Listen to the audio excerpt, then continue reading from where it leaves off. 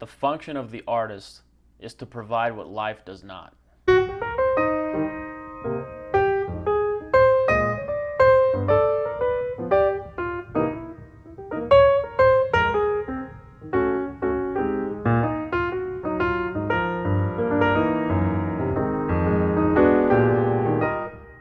Hello everyone, welcome to Read the Right Thing Book Reviews. I'm Eric, thanks for tuning in.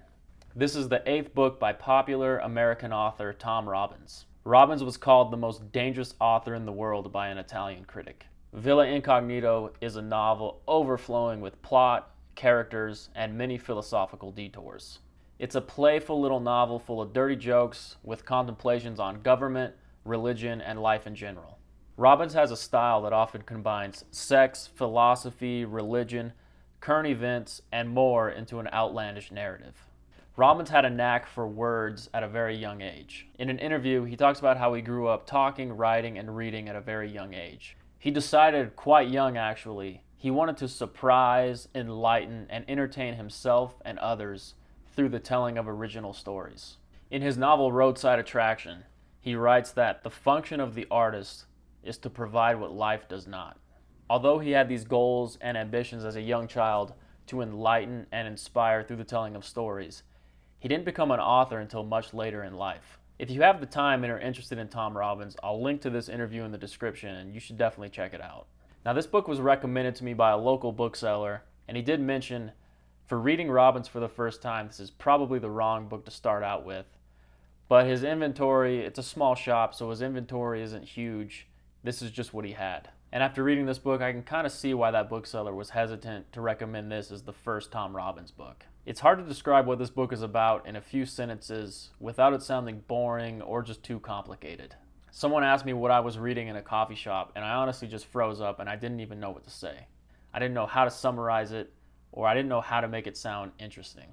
It's kind of like trying to describe other books. The one I always come back to is Slaughterhouse-Five.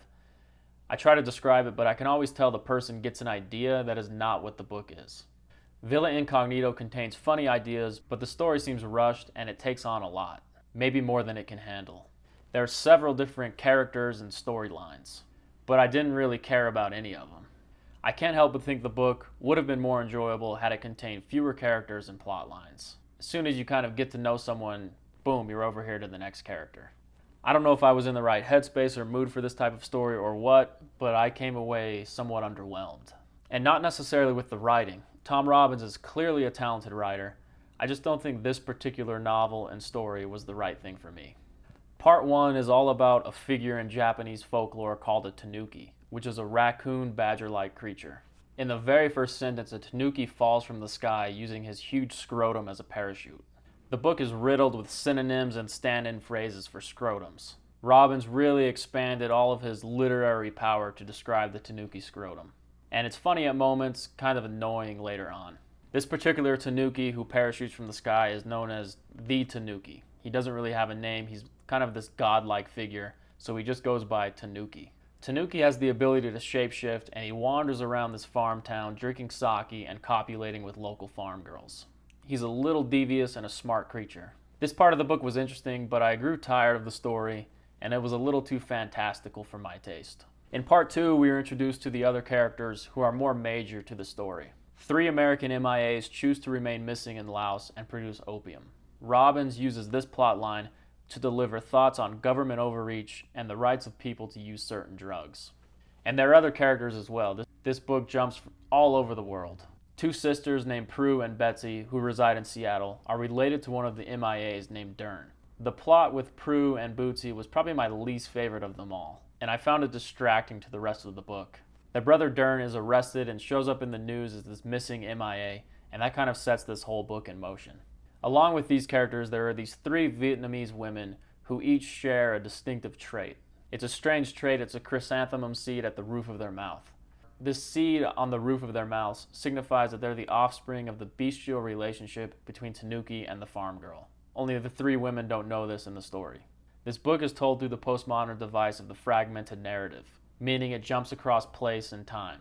Usually I enjoy this type of narrative, but in this book I found the fragmented narrative too hard to follow.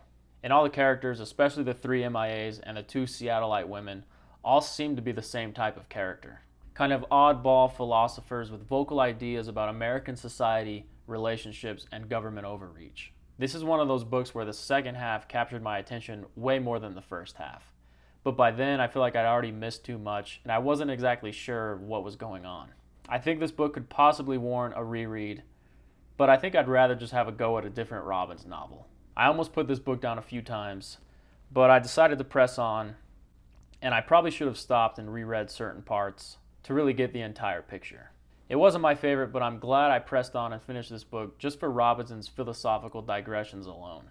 I can see that Robbins is clearly a talented writer with a lot to say, but yeah, I just wasn't really vibing with the story and the plot. Maybe I just wasn't in the mood for sexual Japanese folklore humor mixed with philosophy.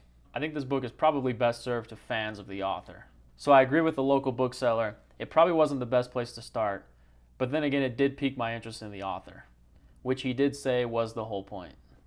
There's a very funny paragraph on the pleasures of mayo that single-handedly kept me reading. And I don't even really like mayo. I always order my burger sans mayo. But his descriptions even made me second guess why I don't like the stuff. The Mystery of Mayonnaise, and others besides Dickie Goldwire have surely puzzled over this, is how egg yolks, vegetable oil, vinegar, wine's angry brother, salt, sugar, earth's primal grin energy, lemon juice, water, and naturally, a pinch of the old calcium disodium EDTA could be combined into such a way as to produce a condiment so versatile, satisfying, and outright majestic that mustard, ketchup, and their ilk must bow down before it. Though at $2 a jar, mayonnaise certainly doesn't put on airs, or else slink away in disgrace. Who but the French could have wrought this gastronomic miracle? Mayonnaise is France's gift to the New World's muddled palate, a boon that combines humanity's ancient instinctive craving for the cellular warmth of pure fat with the modern, romantic fondness for complex flavors. Mayo, as the lazy call it, may appear mild and prosaic, but behind its creamy veil it fairly sees with tangy disposition. Cholesterol aside, it projects the luster that we astro-orphans have identified with well-being ever since we fell from the stars. Okay, maybe that's selling a ways over the top, yet even its detractors must admit to mayo's sheen. And nowhere, under no condition, does it shine more brightly than when lathered upon an ordinary slice of bread. See, I was hilarious. I don't even like mayo, but I found my mouth watering at that description. And then I thought, maybe I should give it another try. And I still don't really like it on burgers, but I'll have it on a sandwich from time to time. In my opinion, Robbins is Vonnegut-esque in that his stories contain perverted, humorous parts, along with the serious thoughts about the current issues. The MIAs offer philosophical thoughts on current-day America, war, drug trafficking, and sex. One of the characters says about America, in their secretly nervous hearts, they've convinced themselves, poor little delusional narcissists, that their nation is the most powerful that ever was or even will be, ignoring the still vaster empires that have crumbled in the past, conveniently forgetting that the U.S. has only existed for a mere 225 years, and refusing to consider for a nanosecond that in another 225 years, it very well might be gone. It's a chilling paragraph, especially considering that the book was published post 9/11. I'd like to give another novel of his a shot. I think I'd like to try to read maybe Even Cowgirls Get the Blues, which was adapted into a film by Gus Van Sant. So although this book wasn't the right thing for me, I'm looking forward to checking out more books by this author. And I'm chalking this one up to just I wasn't really into the story, but I really like his style. So thanks for watching this video. If you've read this book and you completely disagree with me, let me know what I missed in the comments, and whether I need to reread this book maybe through a different lens. As always, thanks for watching. See you next time.